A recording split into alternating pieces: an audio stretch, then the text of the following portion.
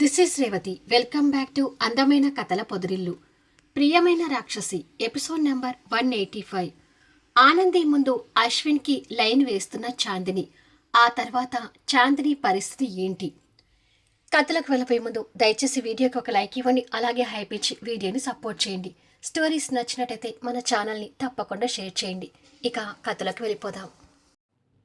మీద సడన్గా అలా మురికి నీళ్లు పడేసరికి జితేంద్ర ఉలిక్కిపడి ఆ నీళ్ళ దారలోనే పైకి చూసేసరికి పైనుంచి రంగి ఏదో సినిమా పాటలు పాడుతూ చూసుకోకుండా జితేంద్ర మీద నీళ్లు పోయటం కనిపిస్తుంటుంది.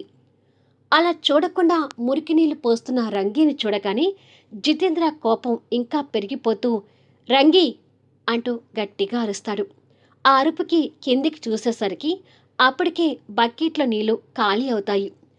జితేంద్ర తడిసి ముద్దయ్యేసరికి ఆ నీళ్లు జితేంద్ర మీద పడ్డాయని రంగికి అర్థమయ్యి, ఏంటి డాక్టర్ సాబ్, మురికి నీళ్ళలో అలా తడిచారు? మీ ఇంట్లో నీళ్లు కరువయ్యాయని ఇక్కడ బట్టలు ఉతికిన నీళ్ళతో స్నానం చేద్దామని వచ్చారా అని అడుగుతుంది. షటప్, ముందు అసలు కిందికి రా అంటూ కసిరిస్తాడు. వస్తాను, నాకేమైనా భయమా అంటూ రంగి కిందికొచ్చి 2 చేతులు నడుముకి పెట్టుకొని జితేంద్రని సూటిగా చూస్తూ, వచ్చాను, ఏంటి సంగతి అని అంటుంది. నిన్ను అంటూ తన్ని కొట్టడానికి ముందుకొస్తుంటే, ఏయ్ ఒళ్ళు ఎలా ఉంది అంటూ కొంగు నడుముకు దోపి తనే ముందుకొస్తుంటుంది. తను వచ్చే విధానానికి జితేంద్ర భయపడుతూ ఒక అడుగు వెనక్కి వెళ్ళి, ఇవాళ అసలే నా టైం బాగలేదట్టుంది, రోడ్డు మీద తన్నులు తినొచ్చి ఇప్పుడు పని మనిషితో కూడా తన్నులు తినాలా అని అనుకొని, నీతో నాకు మాటలు అనవసరం, శిరీష కోసం వచ్చాను, తప్పుకో అంటూ తనని కోపంగా చూసి లోపలికి వెళ్తుంటాడు.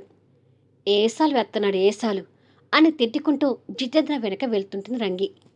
జితేంద్ర లోపలికి వెళ్ళి శిరీష అంటూ పిలుస్తుంటే బామ్మగారు అక్కడికి వచ్చి తడిచిపోయిన జితేంద్రని చూస్తూ, నువ్వేంటి, నీ అవతారం ఏంటి అని అడుగుతుంది.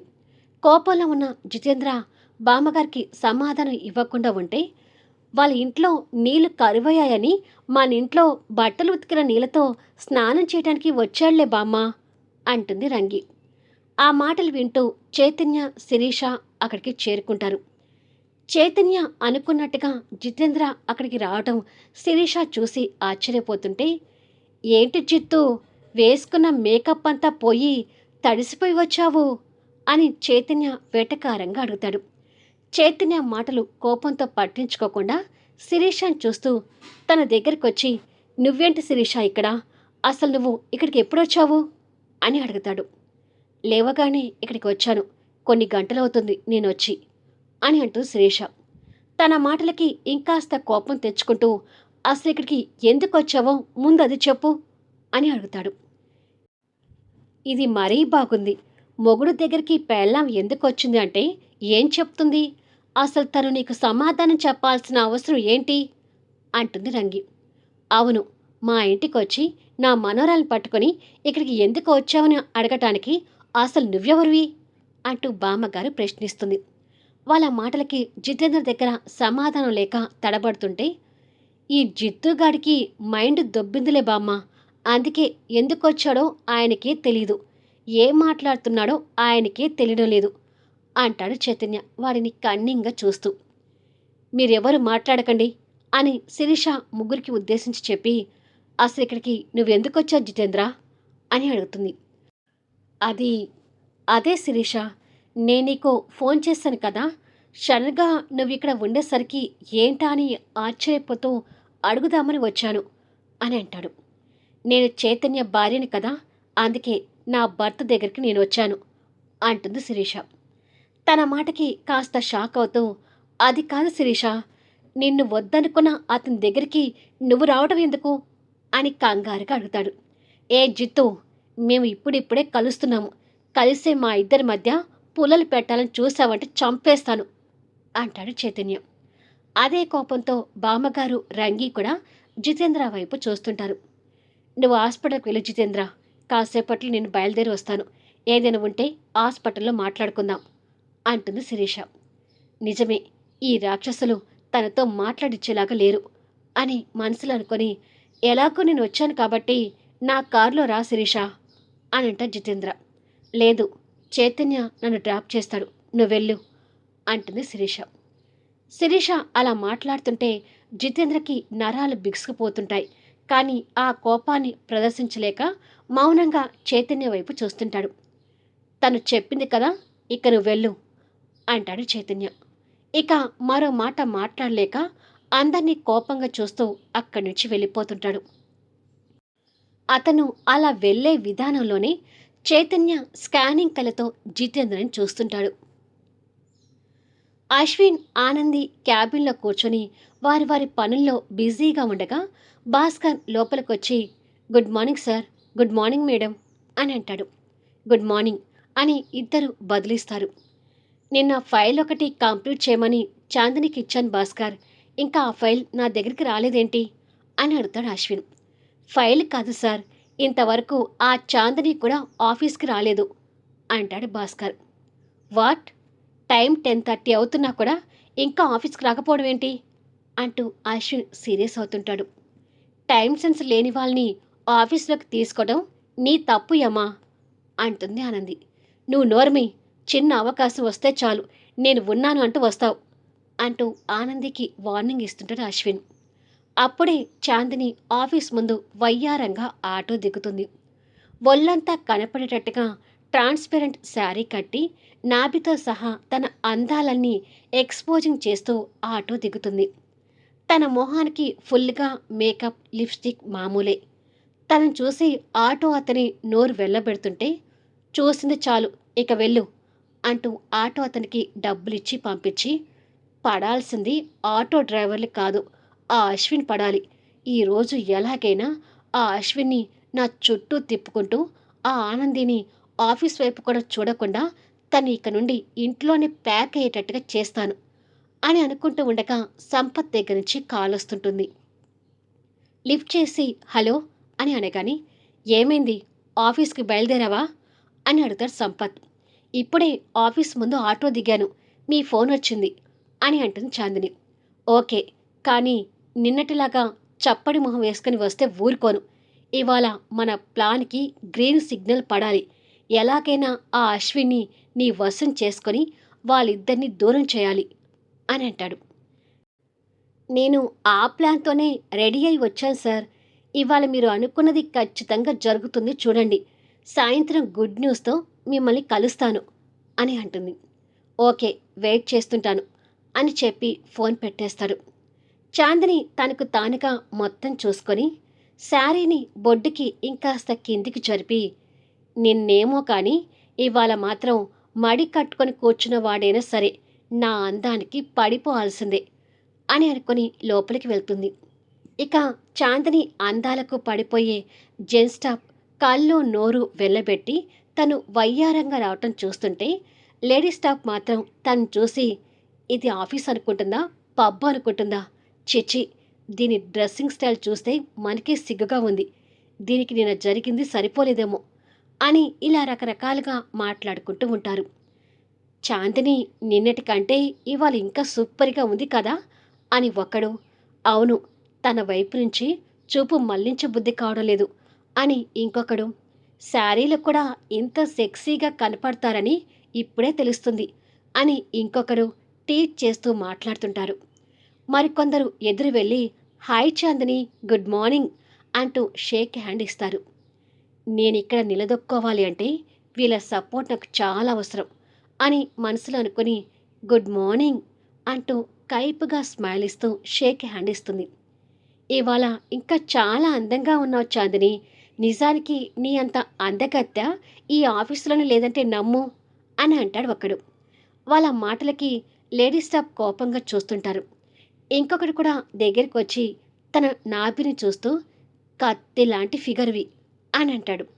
ఇలా జెన్ స్టాఫ్ చాందిని అందాలు పొగుడుతుండగా భాస్కర్ అక్కడికి వచ్చి, మీరు ఆఫీస్లో వర్క్ చేయడానికి వచ్చారా, లేకపోతే ఈ చాందిని అందాన్ని పొగడటానికి వచ్చారా అంటూ ఎంప్లాయీస్ మీద సీరియస్ అవుతాడు.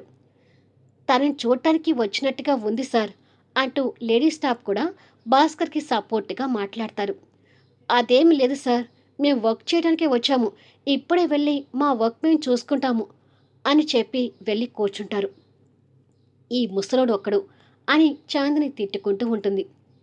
దీని ఏసాలు చూస్తే ముసలోడైన నాకే కన్ను గీటుతుంది. ఇక వాళ్ళెంత అని భాస్కర్ మనసులో అనుకొని, నువ్వు ఇంకా రాలేదని అశ్విన్ సార్ నీ మీద సీరియస్ అవుతున్నాడు, త్వరగా వెళ్ళు అని అంటాడు భాస్కర్. ఓకే సార్ అని చెప్పి వయ్యారంగా ఊపుకుంటూ వెళ్తుంది. తను అలా వెళ్తుంటే జెన్ స్టాప్ చూపులు మొత్తం దాని మీదే ఉంటాయి. ఏమైనా చాందిని అంతమే వేరు, అంత తెల్లగా ఉండే అందగత్తెని ఎక్కడా చూడలేదు అని అనుకుంటారు. వాళ్ళ మాటలు తనకు వినిపించి ఆకాశంలో ఎగురుతున్నట్టుగా ఫీల్ అవుతూ ఫుల్ కాన్ఫిడెంట్తో అశ్విన్ క్యాబిన్లోకి వెళ్తుంది. అశ్విన్ ఆనంది వర్క్లో బిజీగా ఉండగా, ఎక్స్క్యూజ్ మీ సార్ అంటూ చాందిని గొంతు ఇద్దరికీ వినిపిస్తుంది. ఇద్దరు తలెత్తి చూస్తారు. ఇద్దరి చూపులు కూడా తన మీదికి విచిత్రంగానే వెళ్తాయి. తన మేకప్, లిప్స్టిక్, తన డ్రెస్సింగ్ స్టైల్ చూసి, వామ్మో ఏంటి ఇవిడ పాత సినిమాలో జయమాలి టైప్లో రెడీ అయి వచ్చింది అని అశ్విన్ మనసులో అనుకుని పక్కన ఆనంది చూపులు గుచ్చుతున్నట్టుగా అనుమానంతో తన వైపు చూస్తాడు. నిజంగానే ఆనంది నిప్పుల చూపులు అశ్విన్ మీదకి పడుతుంటే ఆ వేడికి తట్టుకోలేనట్టుగా ఆ చూపులకి భయపడుతుంటాడు అశ్విన్. గుడ్ మార్నింగ్ సార్ అంటూ చాందిని దగ్గరికి వచ్చి వయ్యారాలు పోతూ నిలబడుతుంది. ఒక పక్క ఆనంది చూపులకు భయపడుతూనే ఇంకొక పక్క చాందిని చూడటానికి ఇబ్బంది పడుతూ గుడ్ మార్నింగ్ అంటూ తడబడుతూ చెప్తాడు. కరెక్ట్గా చాందిని నడుము అశ్విన్ చూపులకి సరిగ్గా ఉంటుంది. చాందిని స్పెషల్గా తన నాభిని అశ్విన్ ముందు ఎక్స్పోజింగ్ చేయటం ఆనంది చూసి మండిపోతుంటుంది. ఒక పక్క ఆనంది చూపుల్ని భరించలేక, ఇంకొక పక్క చాందినిని ఎక్కువసేపు ఫేస్ చేయలేక, నిన్న ఒక ఫైల్ ఇచ్చాను కదా, అది కంప్లీట్ చేసావా అని అడుగుతాడు. చేశాను సార్, నా క్యాబిన్లో ఉంది, తెచ్చిస్తాను అని అంటుంది. నువ్వేమీ వద్దు, అటెండర్తో పంపించు అంటాడు అశ్విన్ ఆనంది వైపు పక్క చూపులు చూస్తూ. ఓహో, నాకు ఆల్మోస్ట్ పడిపోయాడు కానీ పెళ్ళా ముందు భయపడుతున్నాడు అనుకుంటా. పోనీలే, ఇప్పటికి ఈ మాత్రమేనా సాధించాను. సాయంత్రానికి ఈ అశ్విన్ని నా వెనక తిప్పించుకుంటాను అని అనుకొని ఆనందిని కోపంగా చూస్తూ వయ్యారంగా ఊపుకుంటూ వెళ్తుంది. దాని వేషాలు చూసి ఆనందికి పట్టరాని కోపంతో ఎదురుగా ఉన్న పెన్ను తీసుకుని టకటక క్యాబిన్ నుండి బయటికి వెళ్ళిపోతుంది.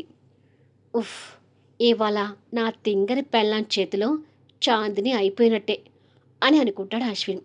బయటికి వచ్చిన చాందిని స్టాఫ్ అందరి ముందు వయ్యారంగా ఊపుకుంటూ తన క్యాబిన్లోకి వెళ్తుంటుంది. తను అలా వెళ్తుంటే జెన్ స్టాఫ్ అందరూ నోరు వెళ్ళబెట్టి తన వైపు ఆశగా చూస్తుండగా ఆనంది బయటకొచ్చి వాళ్ళ చూపుల్ని గమనిస్తుంది. ఆనందిని చూడగానే తను నిన్న చేసిన బీభత్సం గుర్తొచ్చి భయపడుతూ అందరూ వాళ్ళ సిస్టంలో తలకాయలు ఉంచుతారు. వీళ్ళ మొహాలు పాడుగాను దాని వయ్యారాలు చూసి సొల్లు కార్చుకుంటున్నారు అని వాళ్ళని తిట్టుకుంటూ చేతిలో ఉన్న పెన్ను పట్టుకొని చాందిని క్యాబిన్లోకి వెళ్తుంటుంది ఆనంది. ఒరే బాబు, మన వర్క్ మనం చూసుకుందాం, పట్టండ్రా, లేదంటే ఆనంది మేడం మన పెళ్ళాలకి ఫోన్ చేసినా చేస్తుంది అని అనుకుంటారు. చాందిని వెళ్ళి టేబుల్ మీద కూర్చోబోతుండగా హలో అంటూ చిటిక వేసి పిలుస్తుంది ఆనంది. కూర్చోబోతున్న చాందిని వెనక్కి తిరిగి తనని చూస్తుంది. ఆనంది దగ్గరకు వస్తుంటే చాందిని పొగరుగా చూస్తూ, ఈవిడికి నేను అస్సలు భయపడకూడదు, డేర్గా ఉండాలి అని మనసులో అనుకొని దగ్గరికి వచ్చిన ఆనందిని సూటిగా చూస్తుంటుంది. అసలు నువ్వు ఏ ఉద్దేశంతో ఈ ఆఫీసులోకి అడుగు పెట్టావు అని అడుగుతుంది ఆనంది. ఉద్దేశం అంటూ ఏముంది మేడం, ఎవరైనా జాబ్ చేయటానికే కదా ఇక్కడికి వచ్చేది, నేను కూడా అలాగే వచ్చాను అని అంటుంది చాందిని. నువ్వు జాబ్ చేయడానికి వచ్చినట్టుగా లేదు, సినిమాలో ఐటెం సాంగ్ చేయటానికి వచ్చినట్టుగా ఉంది అని అంటుంది ఆనంది తన వయ్యారాలను అసహ్యంగా చూస్తూ. మీరలా అనుకుంటే దానికి నేనేమి చేయలేను అంటుంది నిర్లక్ష్యంగా. చూడు, నీ నిర్లక్ష్య సమాధానానికి పులి స్టాప్ పెట్టి నీ బొడ్డుని బయటికి కనపడనివ్వకుండా సరిచేసుకో అని అంటుంది ఆనంది. చాందిని తనకు తానుగా చూసుకొని, ఓహో, ఈవిడ గారి మొగుడు నాకు పడతాడని భయంతో ఇలా అంటుందన్నమాట అని అనుకొని, నేను శారీని ఇలాగే కట్టుకుంటాను మేడం, ఇలా కట్టుకోవడం ఫ్యాషన్ అని అంటుంది. ఆహా! పక్క వాళ్ళ మొగుల్ని లైన్‌లో పడేయటం కూడా ఫ్యాషనేనా? అని కోపంగా అడుగుతుంది. మాటలు మర్యాదగా రానివ్వండి మేడం. నా గురించి అలా మాట్లాడకండి. నేను అలాంటి దాన్ని కాదు అంటూ ఏదో కవర్ చేయాలని చూస్తుంది. నువ్వు ఎలాంటి దానివో నువ్వు చీర కట్టే విధానాలను తెలుస్తుంది కానీ ముందు నేను చెప్పింది చెయ్యి అంటూ ఆర్డర్ వేస్తుంది. నేను చేయను. అయినా మీరు నన్నేం చేస్తారు? అంటూ డేరుగా అడుగుతుంది చాందిని. ఏం చేస్తానా? నాకు వైలెన్స్ అంటే చాలా చాలా ఇష్టం. ఎప్పుడు సినిమాలు చూడటమే కానీ డైరెక్ట్‌గా ఫేస్ చేయలేదు. కానీ ఇప్పుడు నేనే వైలెన్స్ క్రియేట్ చేయబోతున్నాను అని చెప్పి మరుక్షణమే చేతికున్న పెన్నుకి క్యాప్ తీసి తను కదలకుండా ఉండటానికి తన మెడను పట్టుకొని తన పొట్ట మీద నాభి దగ్గర కత్తి పొడుస్తున్నట్టుగా పెన్ను బాల్‌తో గట్టిగా పొడుస్తుంది. దాంతో చాందిని అరుపు ఆ రూమ్ అంతా మారుమోగింది. మళ్ళీ నెక్స్ట్ వీడియోలో కలుద్దాం. మై డియర్ ఆడపడుచులు, చాందిని లాంటి వాళ్ళు మన చుట్టుపక్కల కూడా ఉంటారు. Be careful. ఆనంది వైలెన్స్ ఎలా ఉంది అనేది కామెంట్స్లో తెలియచేయండి. కథ నచ్చితే లైక్ చేయండి, హైప్ ఇవ్వండి, మీ అమూల్యమైన అభిప్రాయాలు తెలియచేయండి. అలాగే మన స్టోరీస్ని తప్పకుండా షేర్ చేయండి. Thank you for listening.